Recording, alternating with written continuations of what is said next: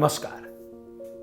स्वच्छता, साफ, स्वच्छ, उजला, बोलचाल में ये शब्द आप सभी लोग अक्सर सुनते रहते हैं। साफ बोलो, स्वच्छ रहो, उजले कपड़े पहनो, क्योंकि मन को सब कुछ साफ और स्वच्छ ही पसंद होता है।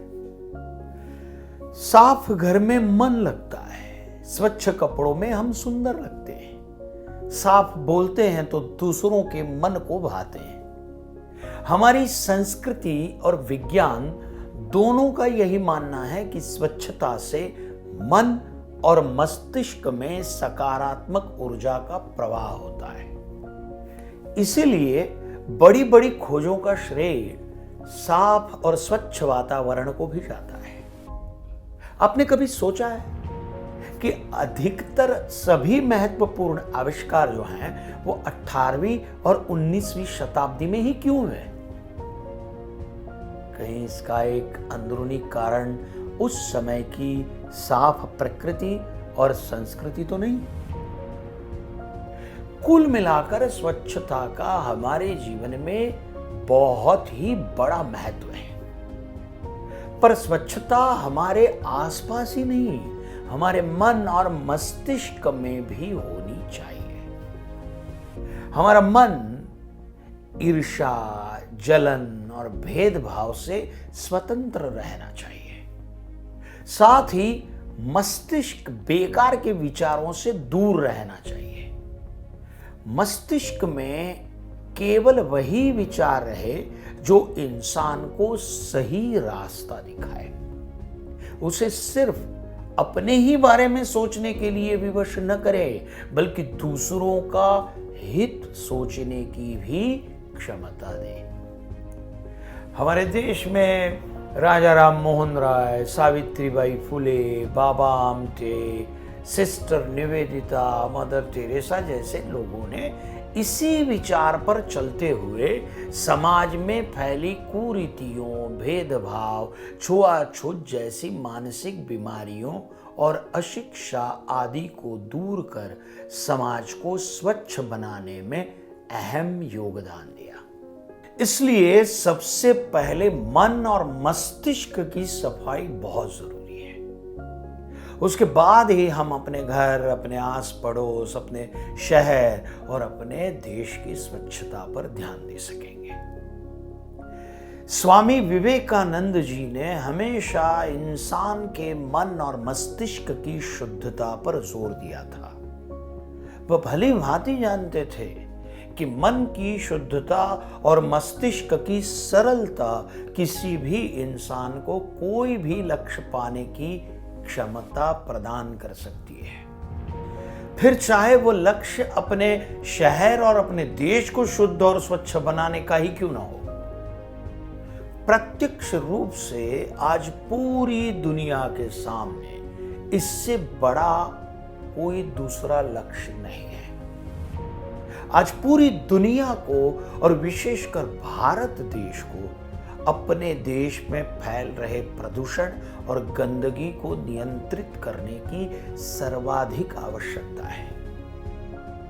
अगर हम चाहते हैं कि हमारे आने वाली पीढ़ी स्वच्छ हवा में सांस ले, स्वच्छ पानी पी सके और शुद्ध अन्न खा सके, तो उसके लिए हमें आज ही सचेत होना पड़ेगा। विज्ञान ने हमें आधुनिकता की ओर तो बढ़ाया है, लेकिन इन वैज्ञानिक चमत्कारों में हम अपने कुछ पुराने उसूलों को भूलते जा रहे हैं। हमारे पूर्वज स्वच्छता का विशेष ध्यान रखते थे। वो प्रतिदिन रसोई घर को गाय के गोबर से लेप करने के बाद ही उसमें भोजन बनाते थे। यहां तक कि चूल्हे का लेप भी गाय के गोबर से करते थे, क्योंकि गाय का गोबर जो है वो एंटीबैक्टीरियल होता है और बिना स्नान किए रसोई घर में प्रवेश करना वर्जित था। हमारे पूर्वज जो थे ना, वो 3 आर का महत्व बहुत अच्छे तरीके से समझते थे। कौन से 3 आर? रिड्यूस, रीयूज और रिसाइकल। रिड्यूस, रीयूज और रिसाइकल करना बहुत अच्छी तरह जानते थे।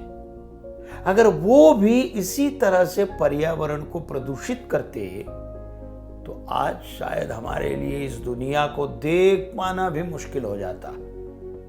अगर वो भी खेतों में उपजाऊ खाद की जगह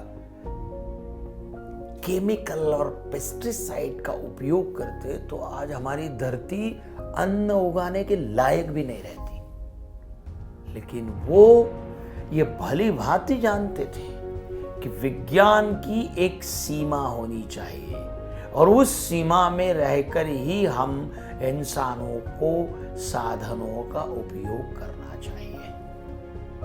और खुद विज्ञान और वैज्ञानिकों की प्राथमिकता भी पर्यावरण की स्वच्छता ही रहती है। तभी तो उन्होंने जल प्रदूषण, भूमि प्रदूषण और पर्यावरण प्रदूषण को नापने के लिए पोल्यूशन मीटर बनाया, ताकि हम समय रहते सचेत हो सकें और अपने फैलाए प्रदूषण को नियंत्रित कर सकें।